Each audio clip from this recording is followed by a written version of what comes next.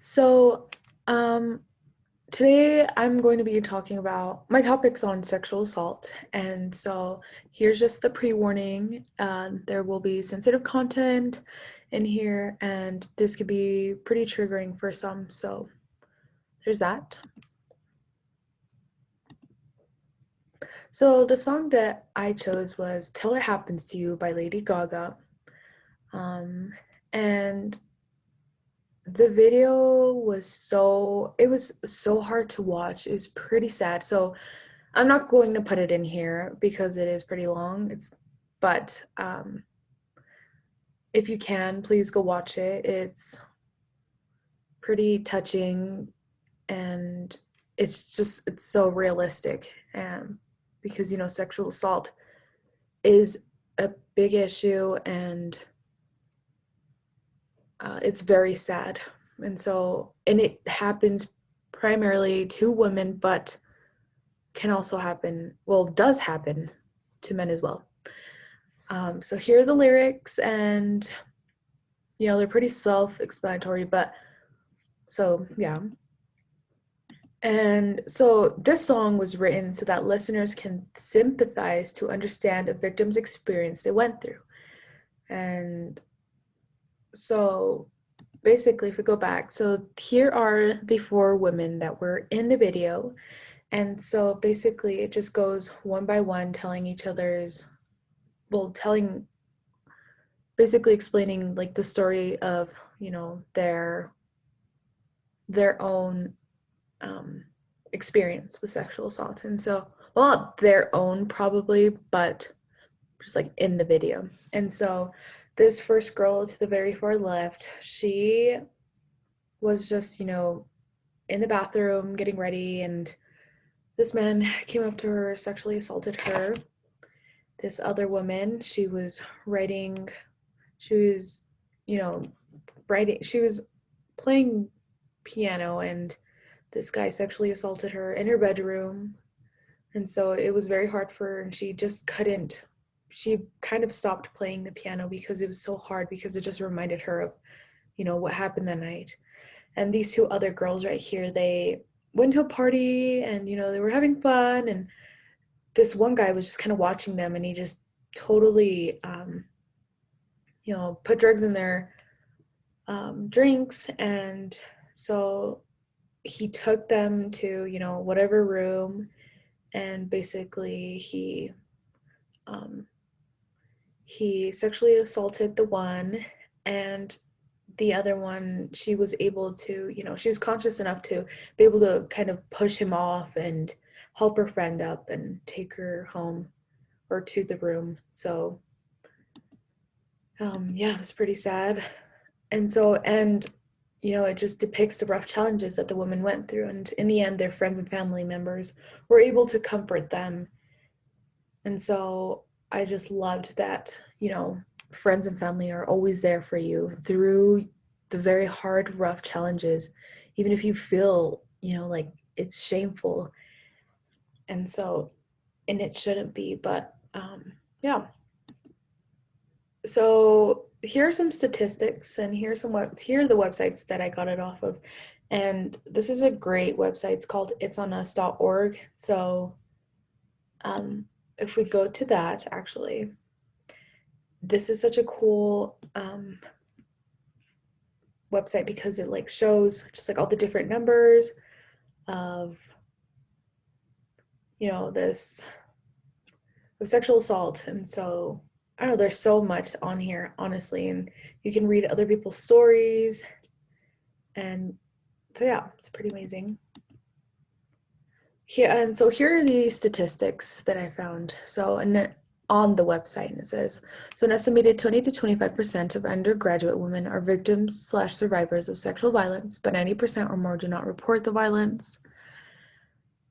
Sexual violence is prevalent throughout the country. However, women between the ages of 18 to 24 are at risk of sexual assault at a rate 3 times higher than other women.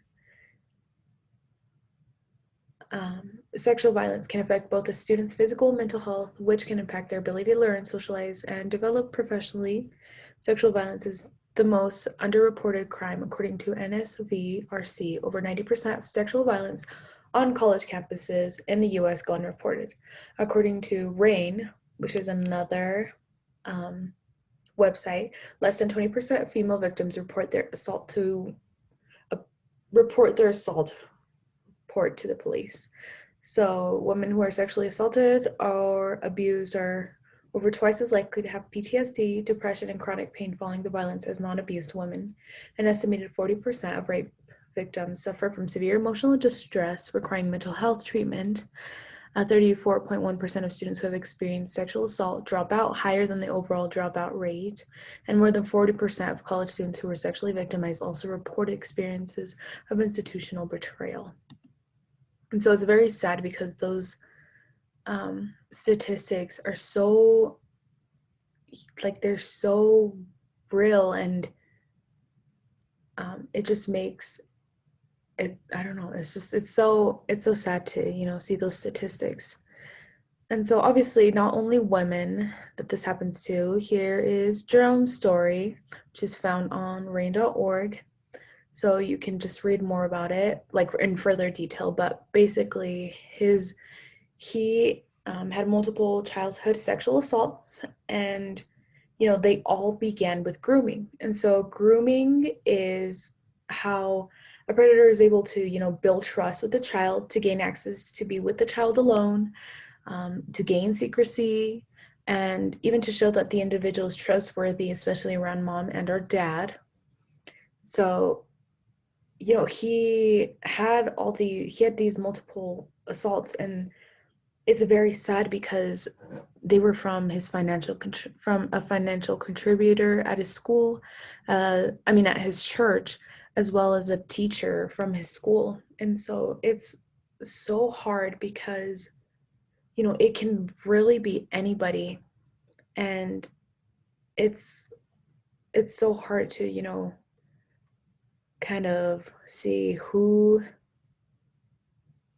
it's hard to place a finger on who could be able to do these things, but because it really can be anybody. Some resources that can help you. So if you go to this website, there are plenty. But here are the resources that I was able to find. So the National Hotline text line right here for RAINN, the National Domestic Violence Hotline, the National Human Trafficking Hotline, as well as the Suicide Prevention Hotline. So these are all found on the website. So if you ever need them, they're here and available, especially it's on us.org. And always remember self-care. Self-care is it will help you so much, especially in the long run. And even if you think it's just helping you just like for a short time, it will help you so much in the long run and benefit you. And so there are many things you can do. If you like crafts and activities and stuff, you can go to Pinterest and find so many things to do. Pinterest is the best. You can even create boards on Pinterest if you're bored, or self-care, whatever. If you want, you can work out, you can do yoga, you can meditate if that's what you do. You can play games with others. For example, if you want to play soccer or play tennis, whatever's your outlet, especially with like working out. You can be with friends and family. You can play board games, you can play card games, you can just even talk to them, have their presence around. Positivity in your life. So you want to make sure to have positive thoughts, like to try to have as much positive thinking as possible, even though it's so hard, because the majority of the time you want to have all these negative thoughts come into your mind. Just try to keep them positive. You can even take a break from social media. You can also watch the Book of Mormon videos. I like these a lot because you're not just sitting there watching someone just talk the whole time. So these are pretty good. And if you want, you can let light into your life. You can go get some fresh air. You can open up your curtains. I'm going to walk. And even prayer is so beneficial, and it's just such an amazing way to, you know, have some one-on-one time with you and God, and it's pretty amazing. Um, Here are some images. You know, consent is not sexy, but it's mandatory for sure. You know, if it hurts one, it affects all. So many women this has happened to. The majority of sexual assault victims are under 30, and this is such a big number, 54%, ages 18 to 34, which is also found on the website, by the way. Consent, so you know, consent can be changed. It is in so many forms, and you know, sometimes people think consent is given even though it's not. So here's some ways, you know, you can be able to tell. So ongoing, so anyone can change their mind about what they're interested in doing at any time. Freely given, saying yes without feeling pressured or forced or being afraid to say no. Specific, so saying yes to one act, so kissing doesn't mean you've said yes to other things. Being enthusiastic, this means wanting to do something and not feeling like you should or have to do something. Informed, so not lying or tricking someone. So for example, if someone says they will wear a condom and they don't, then that was not full consent. So you can remember it as fries. So it's pretty cool. And just always make sure to, you know, if this happens to anybody around you, they may feel like they might not want to talk to anybody, or they had a very hard time just trying to even tell you. You know, you want to stand up for them, you want to speak up, you want to help them so that, you know, this chain cycle of whoever could have done whatever they did to this person could end, so that, you know, they don't go ahead and hurt other people. Anyway, here's a couple of places where the sexual assault rates are very high. The highest would be down here in Africa region, South Africa. So yeah. Anyway, sorry for the long presentation, but there it is.